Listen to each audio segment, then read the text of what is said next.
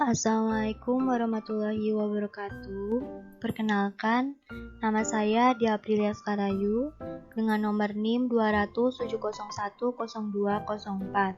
Saya dari kelas Psikologi 2E, Fakultas Psikologi, Universitas Muhammadiyah Purwokerto. Pada video kali ini, kita akan belajar bersama mengenai kesulitan belajar. Saya akan menjelaskan tentang kesulitan belajar. Beberapa materi yang akan mendukung pembahasan ini adalah yang pertama, ada definisi dari kesulitan belajar, yang kedua ada jenis kesulitan belajar, yang ketiga ada faktor kesulitan belajar, yang keempat ada dampak kesulitan belajar, yang kelima ada karakteristik kesulitan belajar, yang keenam diagnosis anak kesulitan belajar, yang ketujuh ada peran guru dalam kasus kesulitan belajar, dan yang terakhir ada argumentasi yang saya sampaikan atau pendapat tentang pembahasan kesulitan belajar. Jadi, apa itu kesulitan belajar? Yuk kita pahami dulu masing-masing definisi dari belajar dan kesulitan. Definisi kesulitan adalah suatu kondisi tertentu yang ditandai adanya hambatan dalam mencapai tujuan, sehingga kita memerlukan usaha yang lebih keras. Sedangkan definisi belajar adalah suatu perubahan di dalam kepribadian yang menyatakan diri sebagai suatu pola baru pada ranah reaksi kecakapan, sikap, kebiasaan, dan kepandaian.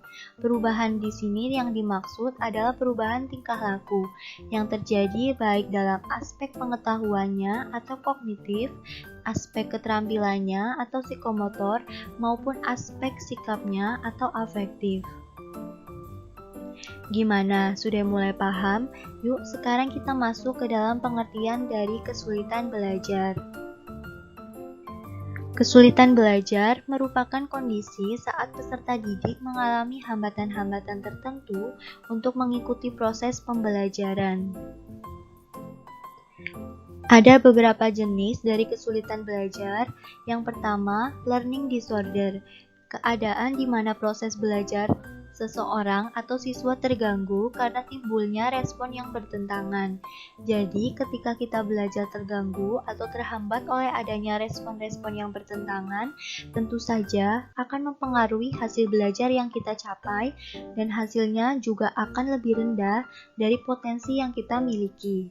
Yang kedua, ada learning dysfunction atau proses belajar yang dilakukan ketika tidak berfungsinya dengan baik menunjukkan adanya gangguan psikologis atau subnormalitas mental dan gangguan alat ria. Yang ketiga ada underachiever, di mana tingkat potensi intelektual yang tergolong di atas normal, tetapi prestasi belajarnya tergolong rendah. Contohnya saja ketika siswa yang telah dites kecerdasannya menunjukkan tingkat kecerdasan yang tergolong sangat unggul dengan IQ 130 hingga 140, namun prestasi belajarnya biasa-biasa saja atau terbilang sangat rendah. Dari beberapa jenis-jenis kesulitan belajar tersebut, ada juga learning show learner, di mana siswa yang terlambat dalam proses belajar sehingga membutuhkan waktu yang lebih lama. Ada learning disabilities, di mana ketidakmampuan belajar mengacu pada gejala siswa tidak mampu belajar sehingga hasil belajar di bawah potensi intelektualnya. Dari beberapa jenis kesulitan belajar tersebut, ada faktor yang mendukung anak mengalami kesulitan belajar. Ada faktor internal dan faktor eksternal, yaitu faktor siswa ketika meliputi gangguan atau ketidakmampuan psikofisik siswa, yakni bersifat kognitif atau ranah cipta, antara lainnya seperti rendahnya kapasitas intelektual atau inteligensi siswa. Bersifat afektif, yaitu ranah rasa, antara lain seperti labilnya emosi dan sikap, dan bersifat psikomotor atau ranah karsa, antara lainnya seperti terganggunya alat-alat indera penglihatan dan pendengaran seperti mata dan telinga. sempurna. Dilihat dari faktor psikologis, di mana keadaan ketika anak sedang sakit, keadaan ketika kurang sehat, dan keadaan ketika anak mengalami cacat tubuh. Keadaan tertentu akan mengalami kelemahan secara fisik sehingga proses penerimaan pelajaran, memahami pelajaran menjadi kurang sempurna. Dilihat dari faktor psikologis, di mana tingkat inteligensi anak yang memiliki IQ di bawah 90 atau bahkan di bawah 60 tentunya memiliki potensi mengalami kesulitan dalam masalah belajar. Selain itu, bakat, minat, motivasi, kondisi kesehatan mental anak, dan juga tipe anak dalam belajar menjadi penyebab munculnya masalah kesulitan belajar. Dan faktor eksternal, yaitu faktor siswa yang meliputi semua situasi dan kondisi lingkungan sekitar yang tidak mendukung aktivitas belajar siswa. Dari lingkungannya dibagi menjadi 3, yaitu lingkungan keluarga, di mana ketidakharmonisan hubungan antara ayah dan ibu dan rendahnya kehidupan ekonomi keluarga. Yang kedua, ada lingkungan masyarakat, di mana wilayah perkampungan kumuh atau disebut dengan slum area dan teman sepermainannya atau peer group yang bersifat nakal. Dan yang ketiga, ada lingkungan sekolah di mana kondisi dan letak gedung sekolah yang buruk, kondisi guru dan alat-alat belajar yang berkualitas cukup rendah.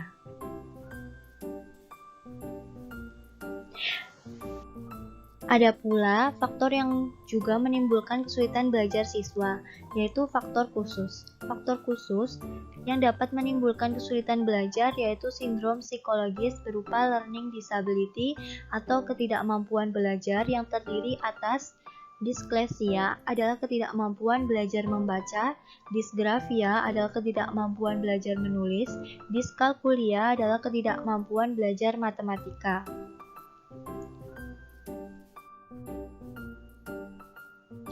Dari hal tersebut dapat kita lihat dampak yang bisa dilihat dari kesulitan belajar. Yang pertama, ada prestasi belajar yang mengalami penurunan, kesulitan dalam melaksanakan tugas akademik, dan disfungsi sistem syaraf. Disfungsi sistem syaraf yaitu adanya gangguan neurologi, sebuah kelainan yang berkaitan dengan otak dan sistem syaraf. Gangguan neurologi tersebut tak hanya menyebabkan anak kesulitan belajar, tapi hingga mengalami gangguan emosional dan mental atau tunagrahita.